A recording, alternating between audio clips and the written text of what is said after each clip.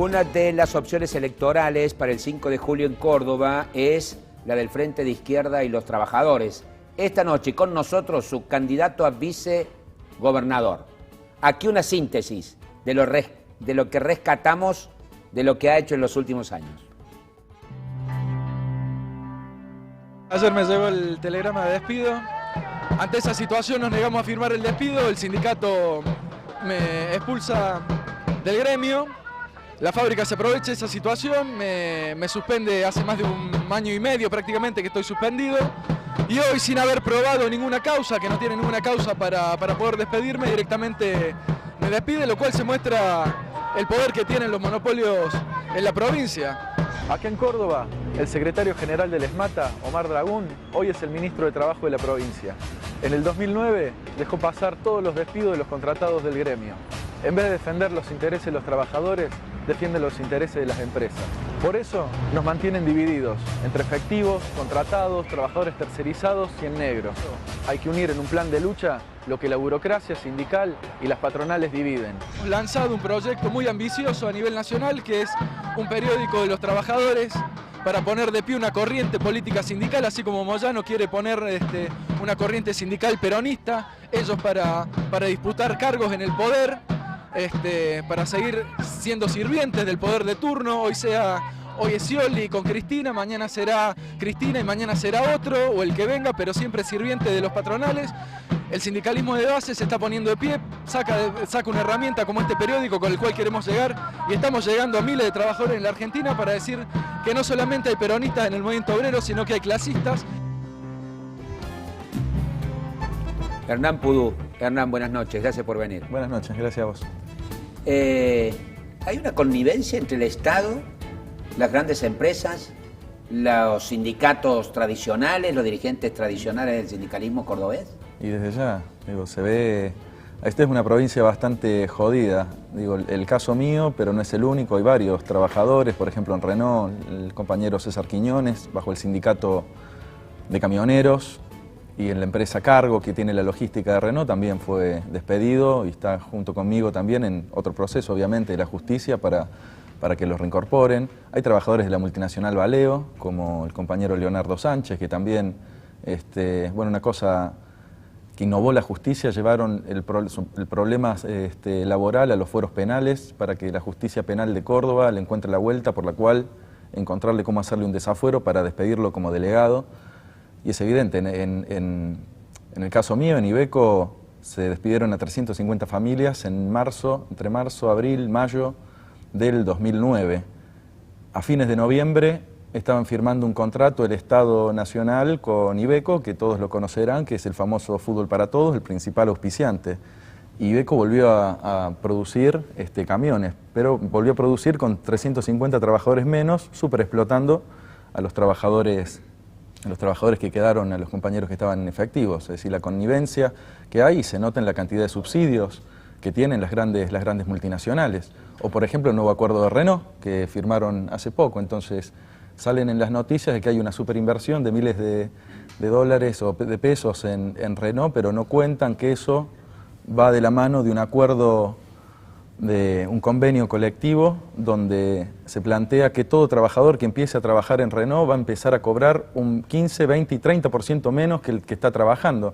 Es decir, son convenios absolutamente a la baja. Y eso va con la rúbrica no solamente de los sindicalistas, sino también de los ministerios de Trabajo nacional y provincial. Es decir, podría hablarte mucho de... Pero en estos años hay paritarias, hay discusiones de condiciones laborales entre empresarios y trabajadores y sus representantes. Sí, pero eso no sé qué tiene que ver con la connivencia que hay entre lo que estaba diciendo antes. Eso es un derecho adquirido de los trabajadores históricos y está muy bien que lo tengamos. Ahora no nos olvidemos que ese derecho que tenemos los trabajadores... Como vos me decías de que se hace a la baja a los nuevos ingresantes, eso debe estar en las paritarias también, ¿o no? No, no están en las paritarias porque cada gremio discute, por ejemplo, el ESMATA tiene esencialmente convenios por empresa, es decir, más allá que se discute nacionalmente un porcentaje. Ustedes han visto en estas semanas si hay algún tipo de negociación colectiva en el ESMATA, que es uno de los principales gremios en la industria argentina, ya está bastante acordado eso. Entonces yo lo que me refiero es que esa es una parte de la discusión, porque hay un sector de trabajadores, que es una minoría en la Argentina, que no representa más del 30 o 40%, que es un sector más poderoso, que es el que está sindicalizado, y está muy bien que lo esté, y que tiene derechos a discutir paritarias. Ahora, hay una enorme franja de trabajadores, que es un 40% que está en negro, ni hablar de las tercerizadas que tienen la mayoría de las empresas, sobre todo las multinacionales aquí en Córdoba, bueno, ni hablar. Entonces hay un porcentaje de trabajadores que no discute salarios en ningún lado. Es decir, la mitad de los trabajadores, el 50% de los trabajadores en Argentina gana con menos de 6.000 pesos. ¿Quién Entonces, pelea por los trabajadores informales? Y básicamente nadie, porque el sindicalismo tradicional ha dejado de pelear. A veces ni siquiera pelean por los afiliados y por eso hay un malestar enorme con los acuerdos que se han acordado. Por ejemplo, aquí en Córdoba, la UOM, por ejemplo, para hablarte de un sindicato importante, donde la mayoría de los compañeros que están afiliados han manifestado públicamente el descontento e incluso sus propios dirigentes tienen que salir a decir que no es el acuerdo que ellos supuestamente querían, etcétera. Pero, digo, solamente un sector de los trabajadores discute paritarias. Se me perdió un poco la pregunta que me habías hecho, te quería decir otra cosa. Digo, ¿quién defiende a los trabajadores que viven en la informalidad, que no tienen obra social, que están precarizados? Absolutamente nadie, qué sé yo, a lo sumo, por eso desde la izquierda tenemos un perfil puntualmente sobre esto, incluso siempre tenemos un debate. ¿Qué harían si llegan al gobierno provincial concretamente sobre el tema de pase a planta permanente de todos los trabajadores? ¿Pero eso se puede hacer por decreto? Se puede hacer, uno podría impulsar un decreto, pero lo que tendría que hacer, en primer lugar, es llamar a todos los trabajadores en negro y a todos los trabajadores efectivos, absolutamente a todos los trabajadores, a realizar un proceso de movilización enorme, porque va a ser la única forma en la cual se le puede imponer a los grandes monopolios y a los gobiernos nacionales o provinciales una demanda tan elemental como que cada trabajador pueda vivir con un salario básico de 15.000 pesos, que está, o 14.000, que está la canasta básica, que tenga asistencia en obra social, que tenga acceso a la vivienda o posibilidades de construir una vivienda. Y que el Estado deje de contratar en negro, por lo menos. Ni hablar, el Estado es otro de los grandes, o el principal contratista en negro. Pero vos fíjate que todas nuestras demandas son las demandas de los sectores populares. Nosotros decimos que votar al Frente de Izquierda, apoyar con tu voto el Frente de Izquierda es fortalecer tu propia lucha, porque somos los únicos que hablamos. Y lo que te quería decir, hay un debate permanente cuando hay, por ejemplo, paros nacionales. Entonces, ¿por qué la izquierda hace unidad en las calles con gremialistas como Moyano, que uno podría decir tranquilamente un burócrata empresario, etcétera, etcétera, etcétera? Bueno, pero justamente porque esos tipos que llaman a las jornadas nacionales con reivindicaciones que para nosotros son justas, no incluyen, el problema es que no incluyen a estos trabajadores, a los trabajadores en negro, a las tercerizadas, etcétera. Por eso el sindicalismo combativo, ahí me hiciste acordar en los videos que estamos viendo hace un tiempo, que se viene desarrollando en Argentina de hace un par de años, justamente toma las calles y aprovecha cada acción que se puede hacer, cada demanda justa, para justamente no dejar que sean los dirigentes tradicionales del movimiento obrero los que hablen solamente de este porcentaje de trabajadores efectivos, que vuelvo a decirlo, es absolutamente justo.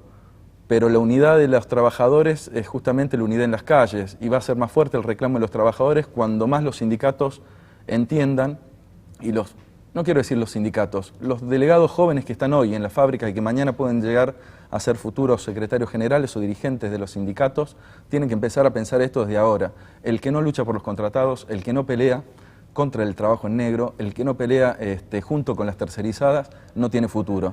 Puede tener un futuro ese pequeño sector de la fábrica, pero como trabajadores, como familia obrera, como colectivo obrero, vamos a estar siempre en el fondo del tacho. Hay otro sector de la sociedad que también sufre el trabajo informal, que tampoco tiene acceso a otros derechos elementales. Por ejemplo, la vivienda. Así es. Córdoba es una de las ciudades y la provincia tiene mayor dificultad de acceso a la tierra cuando uno evalúa lo que sucede a nivel nacional.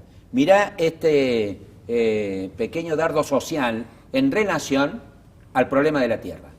Vemos. Yo creo que lo que nos pasa a la mayoría es quedarse sin trabajo, no poder acceder a una vivienda digna, no pagar un alquiler y la desesperación de tener un techo para tus hijos, un lugar donde estén resguardados y y todo lo que implica eso. Me quedé sin trabajo, no pude pagar más el alquiler que pagaba de 1.500 pesos, pagué hasta donde pude, me desalojaron, me tiraron a la calle con mis hijos.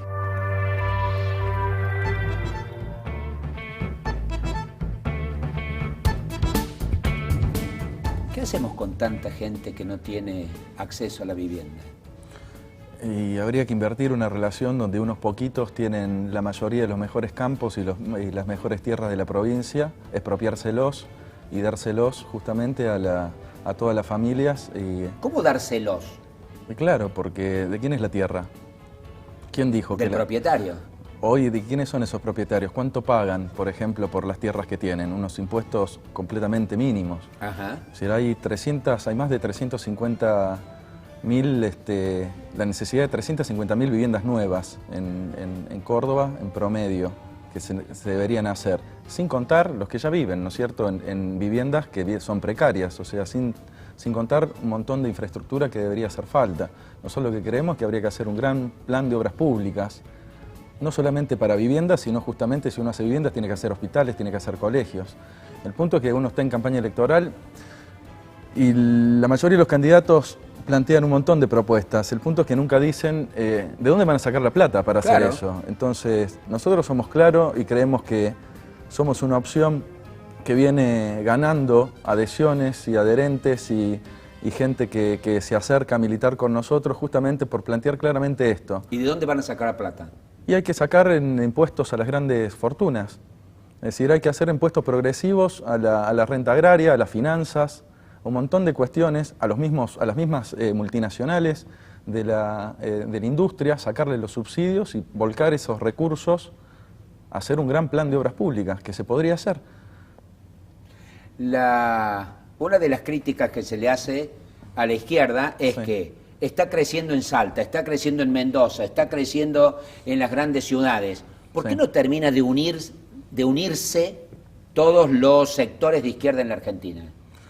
Nosotros creemos que somos una unidad de los más importantes partidos que hay en la izquierda, por eso se llama Frente de Izquierda. Yo soy del Partido de Trabajadores Socialistas, Liliano Olivero es de Izquierda Socialista y nuestro compañero Eduardo Salas, que encabeza la lista de legisladores junto con nuestra compañera, es del Partido Obrero. Digo, ya hay un frente, es decir, que es el Frente de Izquierda. Creo que esa demanda, en todo caso, no lo podían hacer en el 2009, no, 2010. Digo, desde el 2011 está el Frente de Izquierda y creemos que somos claros en nuestra perspectiva y en nuestro apoyo permanente a todas las luchas de los trabajadores, de la mujer y de la juventud que hay en Córdoba y a lo largo y ancho del país, ¿no?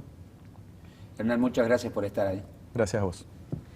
Regresamos con empleo, cadenas productivas, una visión de la economía desde Córdoba. Ya regresamos.